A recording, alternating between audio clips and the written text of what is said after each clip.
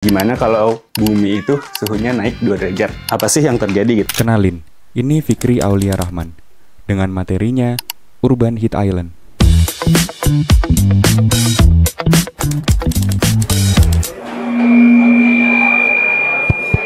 Di katok sebelumnya pernah dibahas ya, kalau nggak salah sama Ando.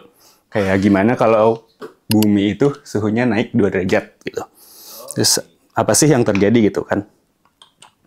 Nah, yang terjadi kalau suhu di bumi naik sekitar 2 derajat tuh cuaca ekstrim, perubahan iklim gitu. Terus juga permukaan air yang naik dan kerusakan ekosistem. Dan juga pasti kita ngerasa lebih gerah ya, lebih panas. Meningkatnya suhu di bumi ini tuh jadi bencana yang dinamakan heat wave atau gelombang panas. Nah, yang mana bencana ini tuh di negara-negara lain tuh bisa sangat mematikan gitu. Bahkan ada disebutkan dalam artikel ini kalau bencana heat wave ini tuh lebih mematikan daripada bencana alam lainnya. Diambil dari situs Los Angeles Times. Kematian di India tuh akibat gelombang panas ini menjadi yang peringkat kelima yang paling mematikan gitu. Dengan kematiannya sekitar 2.300 orang pada tahun 2015. Sekitar 2.338 orang meninggal dunia akibat gelombang panas gitu pada tahun 2015 berdasarkan Press Trust of India. Nah, kebanyakan meninggalnya itu di daerah Andhra Pradesh dan Telangana State. Nah, gimana sih kematian di India tuh jadi yang paling mematikan? Pada tahun 1998 tuh sebenarnya sampai 2.540 orang gitu di India yang meninggalnya. Sedangkan yang paling mematikan tuh di Eropa pada tahun 2003 sekitar 71.000 orang tewas. Tapi yang di Eropa tuh kan skalanya lebih ke kayak benua ya Eropa. Kalau di India cuma negaranya. Nah, pada kali ini aku bakal bahas tentang fenomena panas tapi yang skalanya lebih kecil dari kenaikan suhu di bumi atau gelombang panas. Itu Urban Heat Island. Urban Heat Island itu apa sih gitu? Jadi Urban Heat Island itu dikenal sebagai fenomena akumulasi panas yang juga merupakan karakteristik iklim di perkotaan. Urban Heat Island itu terjadi di mana pusat kota mempunyai temperatur yang lebih tinggi gitu dibandingkan area lainnya, area rural atau suburban lainnya gitu. Pada wilayah yang mengalami Urban Heat Island ini udaranya dapat berbeda beberapa derajat dibandingkan daerah lainnya, dan biasanya terasa lebih panas tuh di malam hari atau saat lagi angin nggak ada angin gitu. Biasanya terasa lebih panas. Nah, fenomena itu ditandai dengan semakin meningkatnya suhu kawasan pusat kota dibandingkan dengan kawasan sekitarnya, dan tidak menutup kemungkinan untuk bisa lebih meningkat lagi gitu suhunya seiring dengan kerusakan ekosistem di perkotaan gitu. Kepadatan penduduk, aktivitas yang padat, juga kesemrautan kota tuh bisa menghasilkan akumulasi panas gitu. Yang panas terpusat itu di bagian tertentu disebut sebagai kutub panas kota.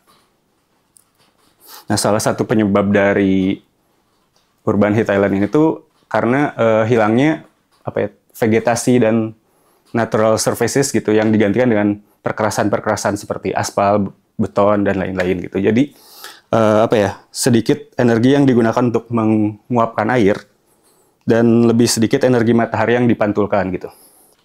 Nah, sebenarnya fenomena Urban Heat Island itu udah pernah diteliti gitu ya sama Luke Howard, seorang British manufacturing chemist dan meteorologis amatir gitu.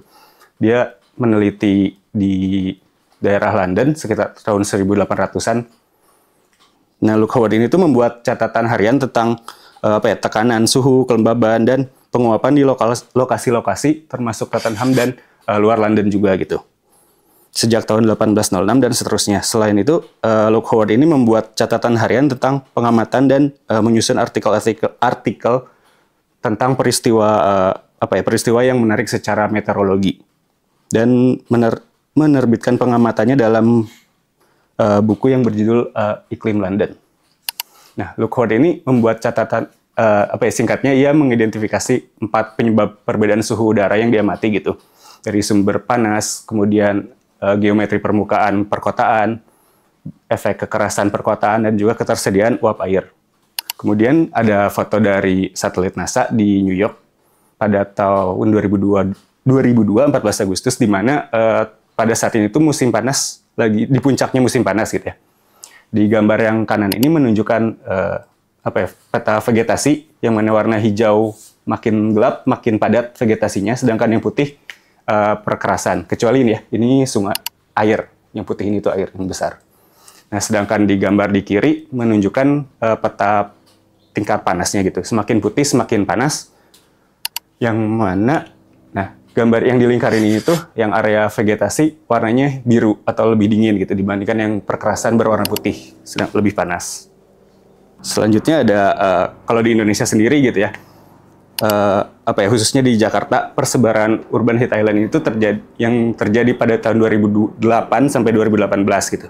Menunjukkan kecenderungan penyebarannya itu dari pusat kota gitu, dari pusat kota ke area selatan, kemudian akhirnya ke seluruh Jakarta itu sendiri dengan tingkat kenaikan suhunya sampai 34 derajat.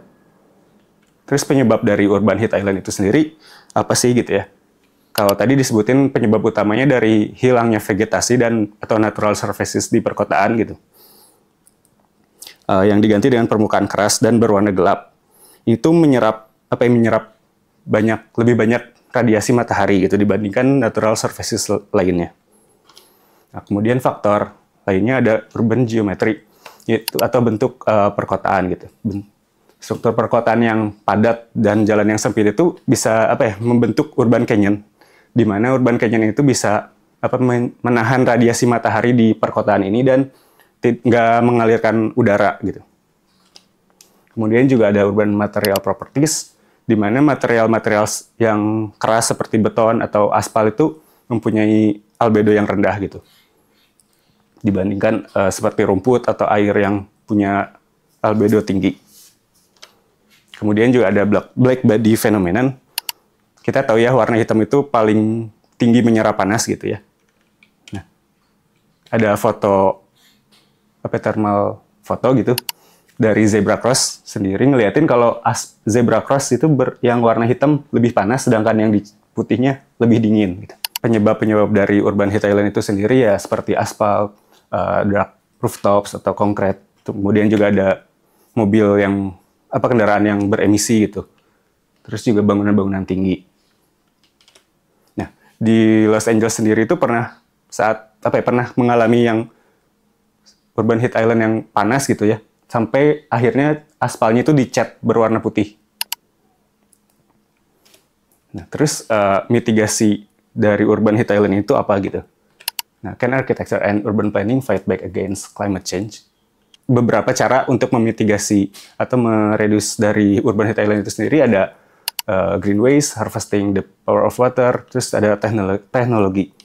Nah, kita tahu Singapura bisa dibilang yang paling siap ya untuk infrastruktur dan SDM-nya untuk menghadapi fenomena-fenomena seperti ini.